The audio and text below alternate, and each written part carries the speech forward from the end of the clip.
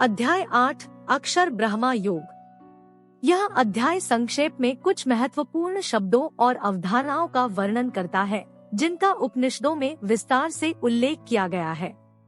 इसमें यह वर्णन भी किया गया है कि मृत्यु के पश्चात आत्मा के गंतव्य का निर्धारण किस प्रकार से होता है। देह का त्याग करते समय यदि हम भगवान का स्मरण करते हैं तब हम निश्चित रूप से उसे पालेंगे। इसलिए अपने दैनिक कार्यों को संपन्न करने के साथ साथ हमें सदैव उसकी विशेषताओं, गुणों और दिव्य लीलाओं का चिंतन करना चाहिए। जब हम अनन्य भक्ति से अपने मन को भगवान में पूर्णतया तल्लीन कर लेते हैं तब हम भौतिक आयामों से परे आध्यात्मिक क्षेत्र में प्रवेश करते हैं। तत्पश्चात इस अध्याय में भौतिक क्षेत्र में स्थित कुछ लोगों की चर्चा की गई है।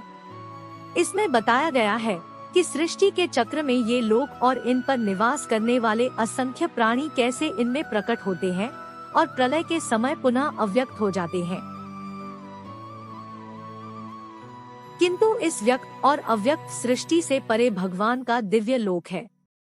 वे जो प्रकाश के मार्ग का अनुसरण करते हैं वे अंततः दिव्यलोक में पहुंचते हैं और फिर कभी नश्वर संसार में लौटकर नहीं आते, जबकि अंधकार के मार्ग का अनुसरण करने वाले लोग जन्म, रोग, बुढ़ापे और मृत्यु के अनंत चक्रों में देहांतरण करते रहते हैं।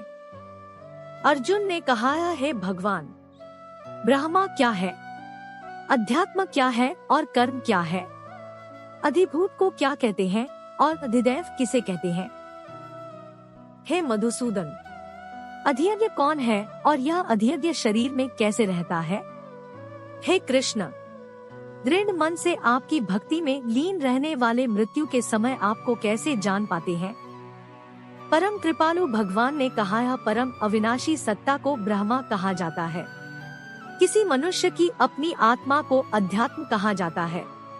प्राणियों के दैहिक व्यक्तित्व से संबंधित कर्मों और उनकी विकास प्रक्रिया को कर्म या साकाम कर्म कहा जाता है।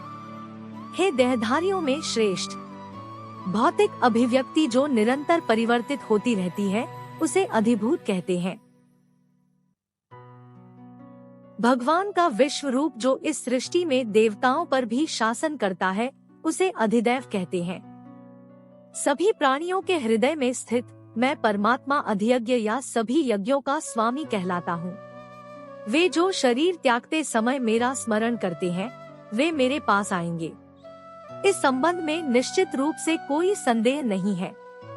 हे कुंती पुत्र, मृत्यु के समय शरीर छोड़ते हुए मनुष्य जिसका स्मरण करता है वह उसी गति को प्राप्त होता है, क्योंकि वह सदैव ऐसे चिंतन में लीन रहता है। इसलिए सदा मेरा स्मरण करो और युद्ध लड़ने के अपने कर्तव्य का भी पालन करो।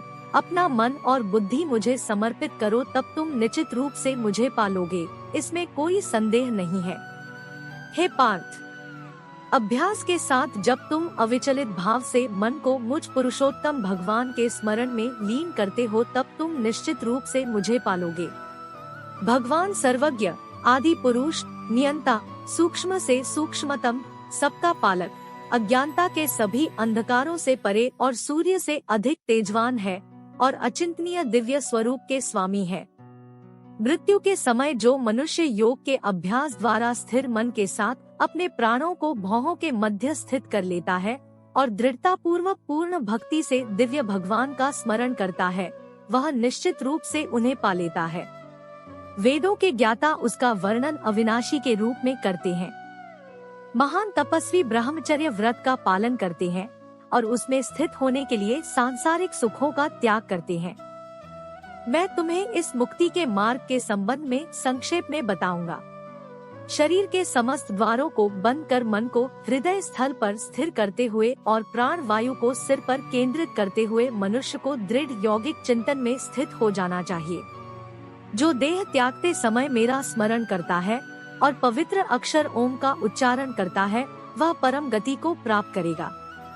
हे पार्थ, जो योगी अनन्य भक्ति भाव से सदैव मेरा चिंतन करते हैं उनके लिए मैं सरलता से सुलभ रहता हूँ, क्योंकि वे निरंतर मेरी भक्ति में तल्लीन रहते हैं।